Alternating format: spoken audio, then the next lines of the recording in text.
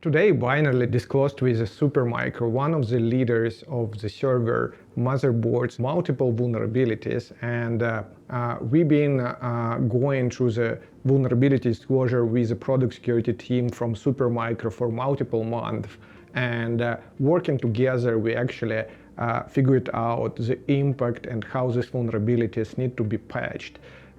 Today, it is a responsible disclosure which disclose multiple vulnerabilities with critical and high severity impact. Many of them represent a class of the vulnerabilities called command injection, and another one is cross-site scripting vulnerabilities. They can elevate the privileges, they can be exploited remotely, and some of them lead to remote code execution, which is super dangerous, specifically with base management controller attack surface.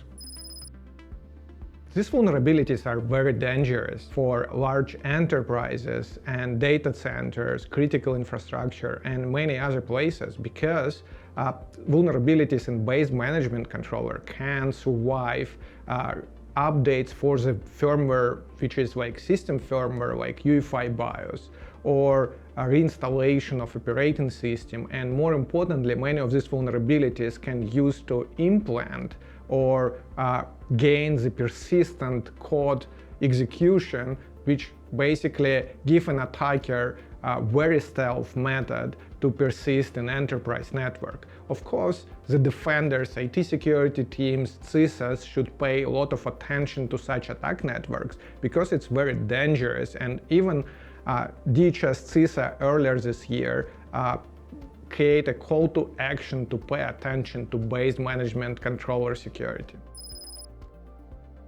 BMC is a very interesting component of enterprise networks, which is base management controller dedicated to the servers and being built for remote management for data centers and enterprise infrastructure. What's the significance of it? It is gives so much opportunities for the threat actor or an attacker because it's actually opens the doors to the kingdom from the perspective of access, because sometimes base management controllers can face into the public networks and can be easily discovered from the services like Shodan or Censys, and it's given attacker easy targets to penetrate corporate networks. On the other side, another network interface which is controlled by BMC, it's facing private network, and it is actually opens the doors for the attackers if they can execute their malicious code on the BMC itself.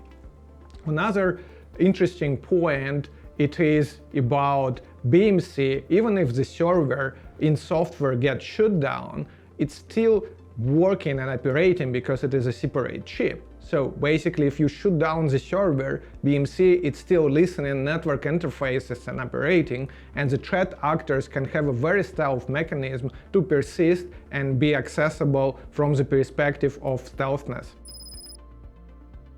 It's actually not a big deal for exploit such vulnerabilities because basically many of them being dedicated in web server part, which is easily discoverable from internet, and it can be done through the already existing network scanners or creating custom one to find targets which can be exposed to these issues. And then specifically these ones, it is cross-site scripting and command injection. It is very easy to exploit, which is actually even script kiddies can do.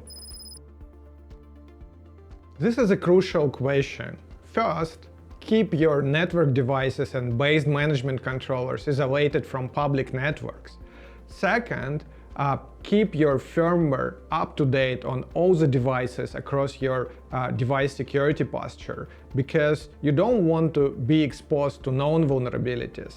Third one, it is very important to monitor your network traffic continuously, because you want to understand if the threat actors already get in or maybe attack one of your devices. Fourth one, focus on be more proactive to continuously scan your firmware assets and storage to understand what kind of risks can be exposed there before they will be found by attackers or used for penetrating your network or devices.